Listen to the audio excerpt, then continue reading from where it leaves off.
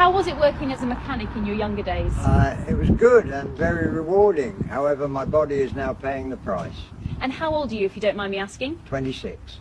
Do not buy a Range Rover. The worst car to buy is a Range Rover. Number one, repairs cost the price of a used Honda. A replacement for an air suspension can cost you anywhere from $2,000 to $7,000. Number two, depreciation hits like a car crash. Range Rovers depreciate 40 to 50% in their value within the first year. Lastly, unreliable is an understatement. You're basically buying a car that's gonna spend more time in the mechanic shop than in your actual garage. The best thing when it comes to a Range Rover is lease it. This way, if you have any issues, you could always bring it back to the dealership. After 2 years, you can switch it or get something else. Do not buy a Range Rover.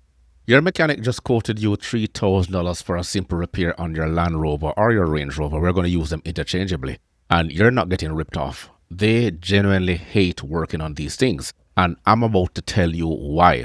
Now, before we get into it, hit that subscribe button if you want honest automotive content that saves you money and headaches. We have one of the worst cars possible. It is a Land Rover Range Rover, but it is the Evoque. It has the 2-litre Ingenium in it, and they suffer badly with pain. If you own one of these or you have an F-Pace, watch this video and you're going to see why you've made a wrong purchase. Get the top timing cover off, see what it's like. It's dark, but it's not that dark. It's not like grimy, grungy. That tensioner is out a long way.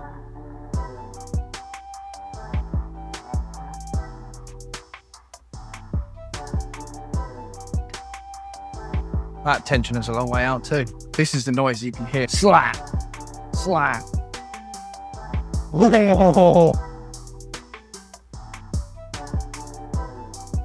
Now we've got everything off. Let's just clean it back up, put the new chain on, slap it back together. That one goes there.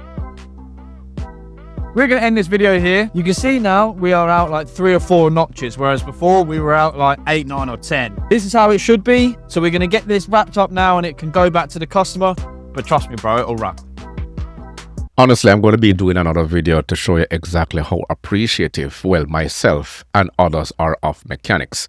But a lot of people just take them for granted. Land Rover owners, they know the pain and they know that you love your vehicle, but your mechanic groans whenever you pull up in one. Now, these British luxury SUVs, they have earned a reputation that makes even experienced technicians or mechanics think twice.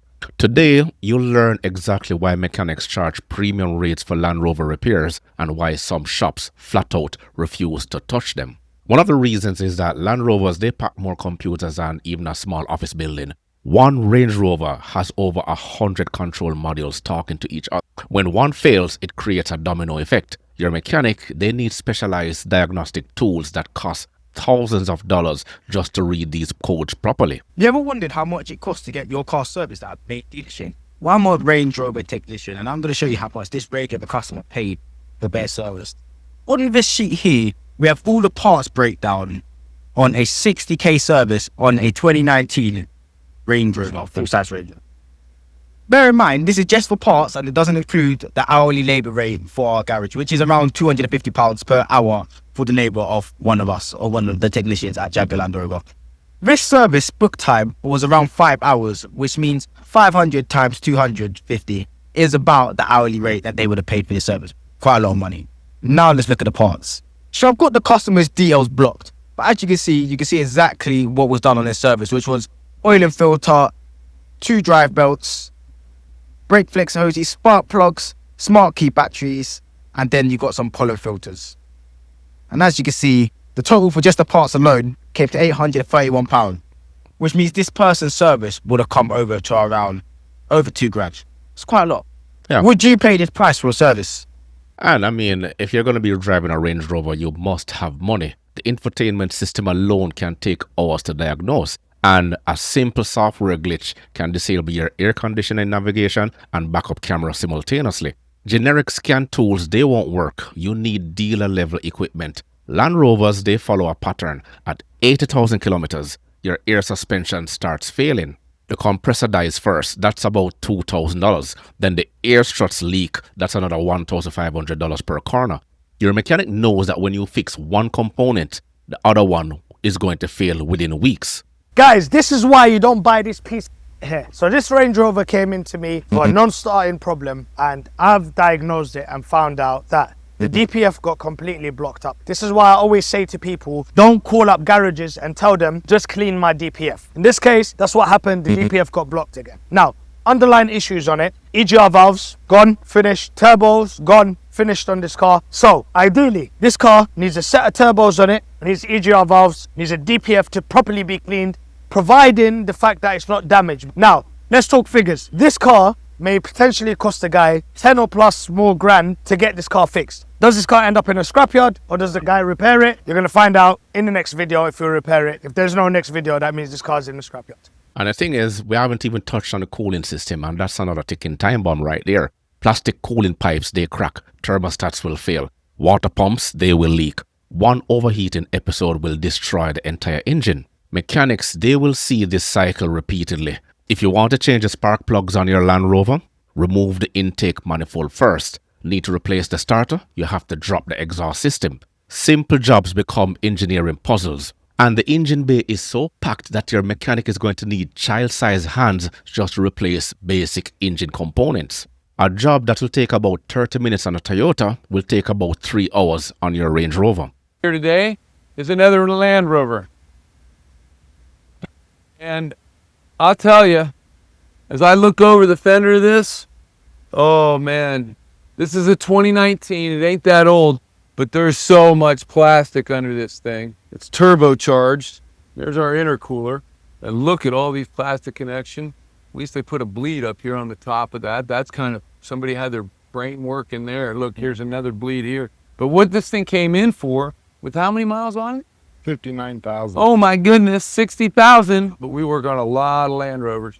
But we had a coolant leak on this thing. Yeah. And the coolant leak's over here. You can't see it from the top here, but you can see down here on the frame where it's been leaking down here on the frame. Wait, oh my gosh. No wonder these things are so stinking expensive, man. Anyway, these Defenders, I was kind of hoping, you know, that they could get it right, because I sure do like the body style. I got to admit that.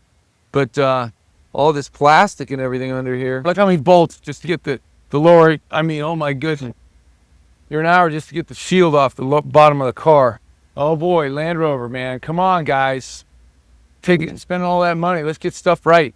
And don't get me wrong, I mean, they're attractive vehicle to look at on the outside, and that's why even a lot of ladies find them very irresistible not to purchase. But a Land Rover alternator can cost about $800. The same part for a Ford, it's about $200. Your mechanic isn't marking up the prices. Original parts generally cost that much. Aftermarket options exist, but they fail faster. Your mechanic knows that you'll end up blaming them when the cheap part breaks down in about 6 months or so. They stick with the expensive OEM part to protect their reputation. Land Rovers require specific tools for basic maintenance, and you'll need a special computer to bleed the brakes. The transmission needs proprietary software for fluid changes. Even replacing the battery requires coding it to the vehicle. Alright guys, so I'm sadly working 2010 Range Rover. And it was in for an antifreeze leak.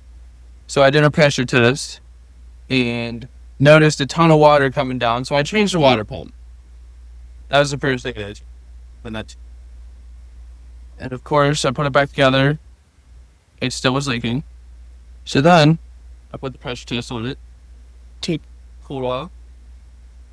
And I noticed right on this piece right there, there's a little pinhole down in that area right there. And that's where it was leaking at. That's where the water, But all that's the water right came in from. there, and you have to take the intake off. But look, this thing's so brittle. It even broke pulling out of there. The plastic's down in there. I gotta take it out. And this plate broke. Giant. Land Rover is junked. Don't ever buy a Land Rover, please. Dude. And it doesn't matter how many of these how-to or evidence videos are out there with mechanics telling them exactly what is happening under the hood. People are still going to take up their hard-earned money and buy these things. Your local shop might invest about $50,000 in Land Rover specific tools. Most mechanics won't even bother. And that's why you're going to be stuck with expensive dealer visits. Every Land Rover over 5 years old leaks oil. Valve cover gasket, oil pan gaskets, timing cover seals, they all fail. The repair requires removing half the engine components. Labor alone is going to hit about $2,000 before parts. Mechanics knows fixing one leak reveals another. You'll be back about next month with oil spots on your driveway again. Land Rover timing chains, they stretch. When they go, your engine becomes scrap metal. The repair cost is about $4,000 if you catch it early. Anyone who's thinking about getting this car, as beautiful as it is, I've had this car for 4 days. 4 days. And it already stopped working. It already stopped working. I had to work this morning and I'm stuck at home because this car stopped working. It's a Land Rover. I love Land Rovers. I've had 3 Land Rovers. This is the 4th one that's only a loaner because mine is getting worked on. And after 4 days, it already has problems. And it's a 2023. So it's a brand new car. So if you're thinking about getting a Defender, don't spend that 80 grand. $80,000. And the thing is, most owners don't pick up when the problems are going. Mechanics, they will always hear a distinctive rattle and know what's coming. And they will quote high because the job is going to be miserable. They know that everything must come apart to access the timing components. Your windows stop working, the sunroof gets stuck, the doors are going to fail randomly. They're not isolated incidents. Land Rover electrical systems, they deteriorate predictably. Water leaks into the modules, connectors corrode, ground points fail. Your mechanic is going to spend hours tracing faults through kilometers of wiring. They find one problem, fix it. 3 new issues are going to appear. Your mechanic doesn't hate you. They hate the engineering decisions that make Land Rovers expensive nightmares to maintain. If you own one, find a specialist who knows these vehicles inside out. Budget double what you'd spend on any other vehicle for maintenance. So my Range Rover saga continues. As you can tell, I'm not in my 2024 Range Rover that's been in the shop 4 times. Now for the 5th time because I was driving it the other day and all of a sudden it just shut off in the middle of the road while I was driving. And then the engine started shaking. So I was like, okay, this probably is something that needs to be looked at. So I brought it into the dealer. They called me the next day, a text message from Ms. Brooke at the Land Rover dealership. And she said, oh, the oil's just low. Like, we need to do it before we can test drive or do any tests on it. The oil needs to be changed. It's going to be $850.27. Can you approve this so we can look at the car? I'm like, absolutely not, Brooke. So I text back and then I call her and I'm like, I got my oil changed with you guys in July. And she's like, oh, yeah, wait, no, we see that here. So I'm like, so why'd you tell me I needed an oil change, Brooke? Then they told me that there's codes for an engine lean, whatever that means, and the engine was shaking. And I'm like, this is a new car. It has 9,000 miles on it. Doesn't make any sense to me. Anyhow, they said they have to keep it over the weekend. So now I had to rent a car, beautiful car, by the way, because I think I might have to go back to Mercedes. Because this Range Rover, I need a lemon law. If you guys know a good lemon law attorney, hit me up. Want to know which luxury SUVs mechanics actually recommend? You're going to have to continue checking out my series, where I'm going to be ranking reliability based on real repair data. Comment below with your Range Rover, Land Rover stories. I will read every single one of them. What is your least favorite car brand and why? Like a car brand you would never buy a car from. I'm going to go with Land Rover. Land Rover, like Range Rover. Range Rover. I can't buy a Range Rover. What you got against Range Rovers? Man, they break down, bro. They have all types of problems. I'm a mechanic. Trust me, they have all types of problems. Do not buy a Land Rover, a Range Rover, any type of Rover. Do not buy that shit. I'm telling you, that shit ass. It's gonna break down. I don't care which one you got. You have the cheapest one, the highest price one, bro. That shit is ass. Remember to grab a copy of my ebook, The Parts Manager Guide. The links are in the description box below. Stay sharp, stay educated, and I will catch you in the next one.